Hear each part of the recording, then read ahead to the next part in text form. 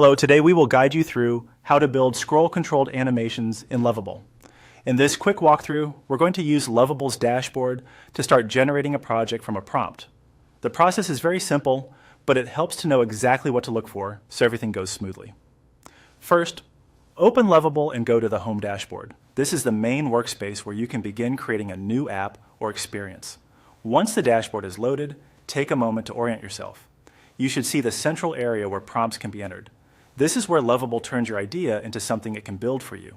Next, click into the text box on the dashboard.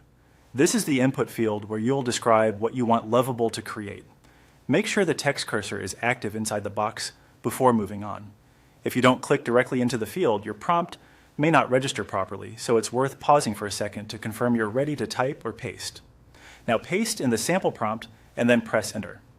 This prompt is what tells Lovable what kind of project you want to generate, in this case something related to scroll-controlled animations.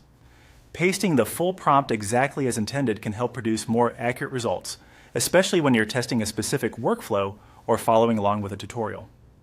After you press enter, Lovable will begin processing your request and generating the project based on that instruction. If nothing appears to happen right away, give it a moment. Depending on the complexity of the prompt and platform response time, generation can take a short while. It's also a good idea to avoid editing the prompt while the request is being processed unless you intend to start over. That's all it takes to begin. You've opened the Lovable dashboard, selected the prompt field, and submitted the sample prompt to generate your animation project. From here, Lovable will handle the initial build process and prepare the foundation for your scroll-based animation experience. When following steps like these, accuracy matters more than speed. Entering the correct prompt in the right place is the key part of the workflow. So even though the process is short, it sets up everything that comes next.